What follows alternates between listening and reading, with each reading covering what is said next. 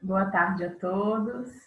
Eu sou a professora Gisele, aqui da Universidade Federal de Sergipe, mas sou aí de Fortaleza e é um imenso prazer estar falando para vocês, colegas aí do Instituto Dr. José Frota, nessa 8ª semana de enfermagem. E já de início eu já parabenizo a todos por esse dia, por esse mês tão importante para a nossa profissão. Então, a doutora Cláudia me convidou para falar um pouquinho para vocês sobre estratégias de promoção da saúde mental dos profissionais de enfermagem. E isso não foi um grande desafio, sendo que há 2 anos eu já venho trabalhando essa temática em mim mesma e estudando um pouco mais a fundo, né, em alguns cursos. E aí eu vou apresentar para vocês, vou estar compartilhando aqui a apresentação, falando um pouquinho para vocês dessa experiência, certo? Vou compartilhar. Então, vou aqui mais a tela para vocês me verem enquanto a gente vai conversando. Bom, o que eu trago aqui para vocês?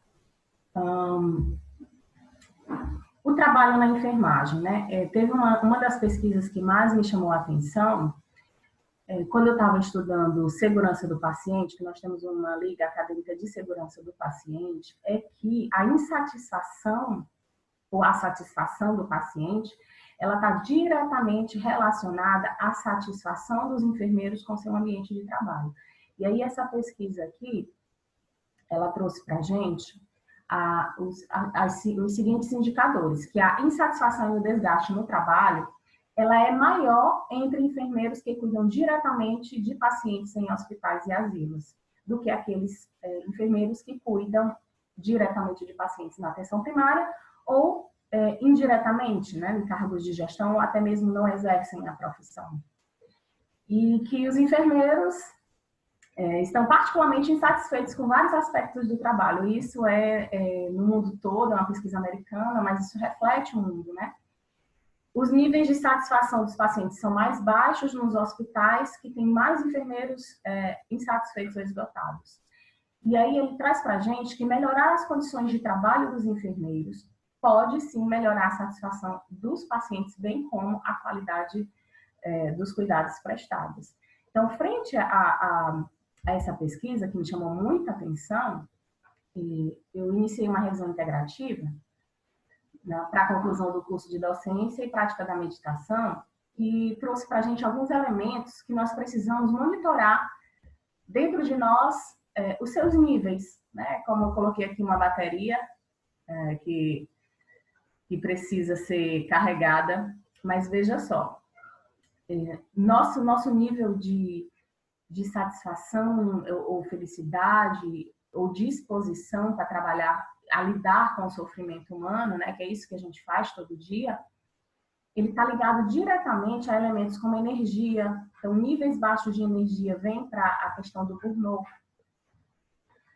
o burnout, o elemento compaixão, empatia, e aí eu trouxe para vocês um elemento chamado fadiga por compaixão, que eu acho que foi até por isso que Cláudia me convidou, por causa de uma postagem que deu muito que falar sobre essa questão de por que os profissionais da área da saúde como um todo, ao longo das suas profissões, eles vão diminuindo seus níveis de sensibilidade. Algumas pessoas dizem que o profissional fica frio, mas isso tem um nome que eu vou explicar para vocês lá na frente. A questão da resiliência, né? O quanto você é capaz de se reestruturar após passar por situações difíceis, que vai gerar impotência. A alegria, o entusiasmo diário que a gente precisa ter na nossa profissão, quando os níveis estão baixos, gera depressão. O senso de coerência, autoeficácia, que vai gerar, se eu não monitorar essa minha autoeficácia, vai gerar uma dependência negativa, né, em termos de eu não ser resolutivo, não conseguir pensar para resolver o problema do outro. a autoestima. Autoestima é um conceito muito amplo, mas que basicamente está envolvido com a percepção positiva de si. E quando acontece essa baixa autoestima, o enfermeiro técnico, ele vai ter uma percepção negativa de tudo aquilo que ele vai se sentir incapaz, né? Vai se sentir não merecedor. A atenção plena, que é o que eu trabalho hoje, e por meio da meditação, ela gera um resultado como distração, e a distração gera muitos problemas, né, dentro da profissão da enfermagem. Deixa eu olhar aqui a hora. Eu tenho 20 minutos para falar para vocês. E aí, eu trabalhei durante alguns anos com humanização, sabe? Quando esse conceito de humanização chegou, eu estava saindo da graduação, eu estava indo para o Humaniza SUS aí no Programa Saúde da Família, depois eu trabalhei um tempo no EMOS, no HGF. O que eu observo? Eu observo que quando a gente fala de humanização, a gente vem com essa visão assim muito romântica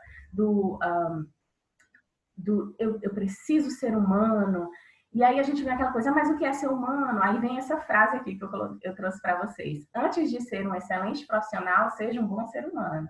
Então, ou seja, se você hoje falhar como profissional, você não é um bom ser humano, é isso que esse conceito traz para a gente, ou não seria exatamente humanização, e isso me incomodou muito, porque eu relacionei a humanização muito com a história da enfermagem. Aquela visão romântica, de que não faz a gente refletir muito sobre o que é realmente, mas sim que a gente tem que se doar, que a gente tem que abraçar uma causa. Tudo bem, é lógico que isso faz parte, sim, da nossa rotina, mas não é a nossa essência, né? E aí, quando a gente fala sobre humanização, que eu falei até que a partir de agora, eu conheci esse conceito de compaixão, eu vou abandonar a humanização, me desculpem, mas eu não quero estar julgando a minha qualidade enquanto ser humano. E outra coisa, quando eu estava na assistência, quando eu falhava, eu estava cansada, eu não conseguia lidar com o sofrimento do outro, eu acabava me punindo por não ser humana, né? E aí eu vou trazer para vocês esse conceito e no final vou dar algumas dicas de como a gente pode melhorar, tá? E aí eu trago para vocês compaixão. E aí o que seria a compaixão, né, nessa visão que eu trago? Que é do NEF. Um artigo super recente, 2020, uma resposta sentida ao sofrimento que envolve carinho e um desejo autêntico de aliviar o sofrimento da vida geral de outras pessoas. Eu não vou estar julgando a condição de ser ou não humano ou da humanização, mas sim eu vou estar reconhecendo que os profissionais da enfermagem são pessoas e que ao longo das suas vidas podem ter dificuldades de lidar com o sofrimento do outro ou com o ambiente de trabalho, por meio de 3 grandes grupos, que é a resposta emocional, a compreensão cognitiva e a atenção ao sofrimento pessoal. E as pesquisas mostram que é muito comum entre os profissionais da saúde essa caída ao longo dos anos desse sentimento de compaixão, o que vai gerar uma indiferença durante a sua prática profissional, né? Bom, vamos lá. Com relação à resposta emocional, a bondade e a indiferença, que são níveis que podem decair ao longo da prática. O que a gente pode se monitorar, né? O que Neff traz para a gente? Ele chama essas perguntas aqui, essas situações, elas estão numa escala de compaixão. Se vejo alguém passando por um momento difícil, tento me importar com outra pessoa. Eu vou falando e você vai refletindo. Gosto de estar disponível para os outros em tempos de dificuldade. Sou solidário com pessoas infelizes. Quando outros sentem tristeza, eu tento confortá-los. Eu não me preocupo com os problemas das outras pessoas. Eu penso pouco sobre as preocupações dos outros. Eu tento evitar pessoas que estão sofrendo muita dor. Eu realmente não consigo me conectar com outras pessoas quando elas estão sofrendo. A gente sabe que ao longo da nossa profissão a gente passa por vários momentos realmente é muito difícil lidar com a dor do outro enquanto nós estamos na luta com as nossas dores, né? Com relação à nossa compreensão cognitiva, aí eu gostei muito de um conceito que ele traz, deixa eu ver se vem para cá, que não seria humanização, mas sim reconhecer itens comuns de humanidade. Como, por exemplo, eu sei que todo mundo se sente triste às vezes, faz parte do ser humano, é normal sentir tristeza. Eu sinto que é importante reconhecer que todas as pessoas têm fraquezas e que ninguém é perfeito. E aqui a gente já está falando também de outro conceito, que é a empatia. E a empatia ela está diretamente relacionada à compaixão. Eu sinto que o sofrimento é simplesmente uma parte da experiência humana. Então, no momento que eu passo a reconhecer isso, eu aumento os meus níveis de empatia, de compaixão e também de determinação em continuar na profissão. Apesar das minhas diferenças com os outros, eu sei que todos sentem dor assim como eu. Atenção ao sofrimento pessoal. Quando a gente fala, por exemplo, aqui ó, de mindfulness, a gente está falando de atenção plena, né? A gente está falando de estar no momento presente.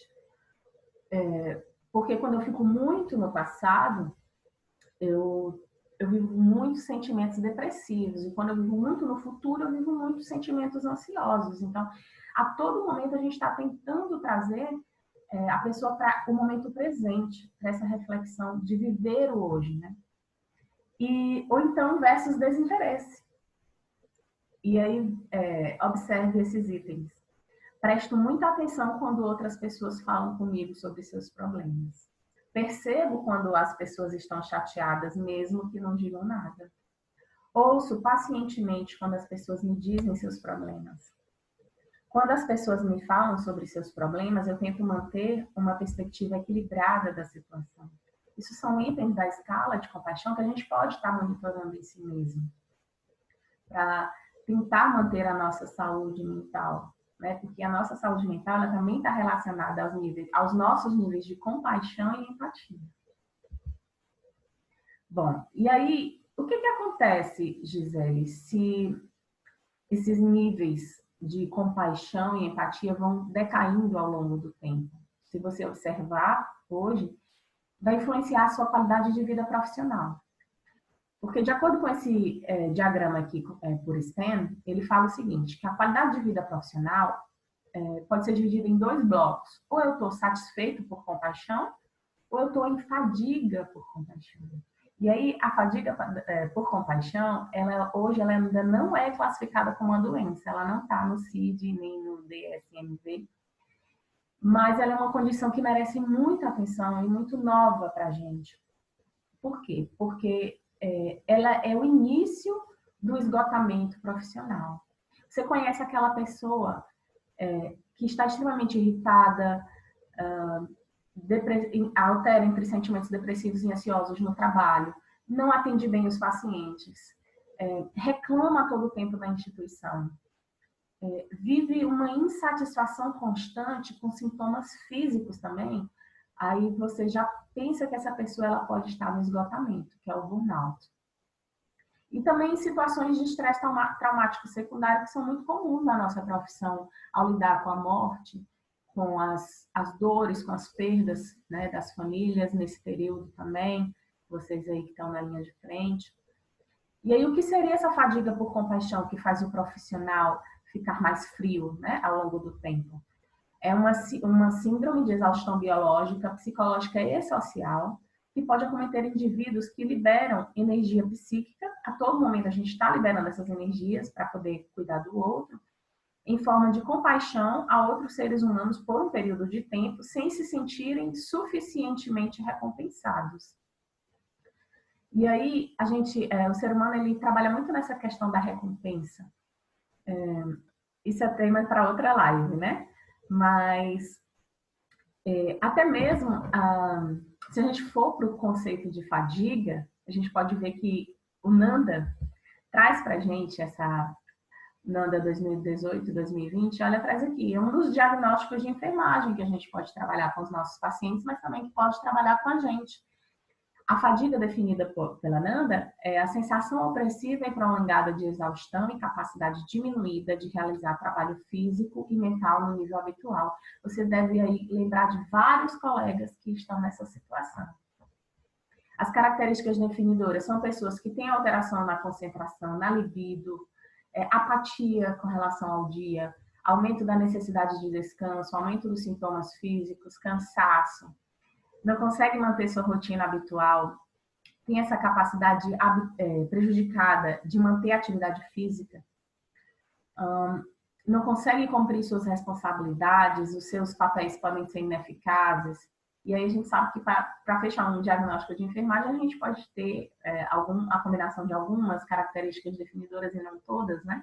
Estado de sonolência, introspecção, letargia e um sono não restaurador. Os fatores relacionados geralmente à ansiedade, aumento no esforço físico, a barreira ambiental, depressão, a questão da nutrição, estilo de vida não estimulante, estressores, falta de condicionamento físico e privação do sono. Se a gente for ver com relação às necessidades humanas básicas, afetar as nossas necessidades humanas básicas vai estar diretamente relacionada à fadiga. E aí eu trago, né, essa questão da fadiga por compaixão para que a gente possa se observar e trabalhar ao longo dos nossos dias, para não deixar chegar no esgotamento total. Então, sentir o que tem alguma daquelas características da fadiga por compaixão, já procura estratégias de manter a sua saúde mental e de não se entregar a esse estado, né? Se você sozinho, normalmente nós conseguimos sair sozinhos de momentos de crise, de fadiga, mas se não está conseguindo sair sozinho, é importante procurar ajuda profissional. Bom, e aí eu trago para vocês, né, 7 maneiras de elevar essa nossa energia, de elevar a compaixão, a empatia, que tudo isso no final é um bem-estar na enfermagem. O primeiro item que vocês já devem ter ouvido falar bastante é a atividade física. Incentivar nossas equipes, nossos enfermeiros técnicos, auxiliares a praticarem atividades físicas, mas você tem que observar que a atividade física ela não pode ser uma atividade que não te gere prazer. Hoje em dia se fala muito de exercício físico intuitivo, que é você, hoje, de repente, você sentir o que é que seu corpo quer fazer. De repente, ele quer dançar, ele quer fazer outro tipo de atividade, e aí ouvir bem o corpo, né? Eu passei muito tempo fazendo muitas atividades físicas que, na verdade, me agrediam ao invés de me respeitar. E aí eu peço para que você tenha essa observação dessa questão. O comer saudável, que não é o comer restritivo, né? Eu gosto muito de seguir uma nutricionista no Instagram, que é a Sophie Deram. Ela fala muito dessa questão das dietas restritivas, que a nível cerebral gera muita resposta de compensação, por exemplo, comportamentos de comer em excesso, ou até mesmo comportamentos compulsivos, né? Melhorar a comunicação. É um fato de que no momento que a gente melhora a comunicação na equipe de enfermagem, no trabalho, nós automaticamente melhoramos o bem-estar da equipe, porque quando a gente se comunica bem, a gente vai estar se entendendo. E aí o ambiente ele vai ficar menos conflituoso. Então, estratégias que vocês possam estimular as equipes, os chefes estarem estimulando as equipes para melhoria da comunicação. Já conhece a técnica SBAR? Fica aí uma dica para trabalhar no hospital. O treinamento da resiliência. Existem alguns tipos de treinamentos psicológicos que tendem a elevar o nível de resiliência entre os profissionais para que eles possam se reconstruir depois das situações difíceis, né? Autoconsciência e inteligência emocional. Bom, só quando eu vim descobrir isso aqui foi que eu consegui mudar a mim mesma. Eu era uma pessoa extremamente ansiosa, vivia no automático, sabe? Assim, quando a gente tem muita coisa na vida, a gente parte o automático e vai. E aí é preciso parar para voltar a sentir, a estar no momento presente. Isso é muito bom com a autoconsciência e a inteligência emocional. E aí você pode se fazer algumas perguntas. Como eu estou me sentindo? né? Ter essa conversa interna, que é o diálogo interno. A gente tem muito um jogo interno, né, de conversar com a gente, que se a gente não fizer esse diálogo interno, a gente acaba não se conhecendo, não tendo uma autoconsciência. Então, parte daí. Como eu estou me sentindo hoje? O que será que está me afetando? Espera aí. E isso tem que ser, esses momentos de reflexão tem que ser feito em momentos em que o seu emocional ele não está muito alto, né? Eu costumo dizer assim, quando o emocional da gente está muito alto, raiva, alegria, seja o que for, o nosso nível de reflexão, até mesmo a inteligência, fica baixo. É assim, né? Uma gangorra. Então, fazer esses questionamentos quando você não tiver com esse emocional muito alto, nem tomar grandes decisões, né? Atividades sociais no trabalho. As pesquisas mostram, por exemplo, comemorar os aniversariantes do mês, reunir a equipe, fazer aquele bolinho, comemorar os indicadores, ter quadros estimulando, isso tudo vai gerar um bem-estar para a gente. A gente pode até achar, isso é besteira. Eu, na época que eu trabalhava, dizia, mais uma reunião de festinha, mas isso aí eu já estava com meus níveis de empatia menos sensíveis, né? Então, por mais que sejam coisas pequenas, mas as pesquisas mostram que o fato de você se socializar e conhecer outras pessoas no seu trabalho gera um nível de saúde mental e satisfação maior. E praticar a meditação, que é o que hoje eu pratico. Na verdade, há 7 anos eu comecei a praticar yoga, mas agora eu estou mais nesse foco da meditação. E o que seria a meditação que eu proponho hoje para vocês? Muitas pessoas me procuram e dizem, Gisele, eu não consigo aquietar minha mente, eu sou uma pessoa muito elétrica, meditar não é para mim, mas meditar é para todo mundo. Então, não crie esse bloqueio, tá? Comece por alguns minutos, sabe? Você vai começar pouco e aumentando os seus níveis. Por exemplo, você se senta antes de dormir e vai se concentrar, por exemplo, só na sua respiração. E aí você percebe o seu tórax expandindo e voltando. E, por sinal, a respiração ela é um dos fatores mais importantes para nós. Eu conheço muita gente que tem uma respiração muito errada, até mesmo, quando começa a praticar yoga, que é, por exemplo, expandir o seu abdômen, o seu tórax, tentar fazer essa oxigenação total. E aí, na meditação, você para e presta atenção. Vai respirando e tenta não pensar em nada. Aí você diz, mas eu não consigo pensar em nada. Mas sabe o que vai acontecer com o pensamento? Ele vai vir, mas aí, da mesma forma que ele chegou, você deixa ele passar. Essa é uma das técnicas. Então, aí você pode se concentrar em algum tipo de objeto. Você fecha os olhos, aí na sua tela mental você começa a imaginar a chama de uma vela. Para algumas pessoas é mais fácil. Algumas pessoas são mais visuais, outras mais auditivas, outras mais sensitivas. Então, eu deixo para vocês essas 3 estratégias de meditação, que é aquietar, respirar profundamente e se concentrar somente na sua respiração, aí você já está meditando. O outro é se concentrar, por exemplo, na chama de uma vela, tentar montar uma imagem mental de uma chama de uma vela e ficar observando. E a terceira é tentar fazer essa meditação por meio de um som. Pode ser uma música bem leve. Algumas pessoas até conseguem meditar com o batimento cardíaco, né? Que já é um pouco mais de tempo, mas é preciso aquietar a mente. A nossa mente ela está a todo momento com um turbilhão de coisas. E ainda mais na nossa profissão. Ainda mais lidando com o sofrimento e cuidando de pessoas. É como se na hora da meditação, você não toma o seu banho para ficar limpo. A meditação é como se fosse uma higiene mental. Né? É bom parar, é bom sentir. Se você nunca tentou, tente hoje. Tá bom, gente? E eu acho que esse foi o meu tempo, né? Queria agradecer muito a Cláudia pelo convite, dizer que eu estou disponível. Esse é meu Instagram, é um Instagram aberto, né? Depois de que eu comecei a me cuidar, a a trabalhar mais essa área da saúde mental, eu fiz um Instagram mais motivacional, e aí vocês podem entrar em contato comigo por lá, Gisele Mil. E é isso, eu agradeço a todos. Deixa eu sair aqui da tela total. Agradeço a todos e espero o contato de vocês e novas oportunidades, né, que a gente possa estar conversando. Um beijo e boa semana de enfermagem.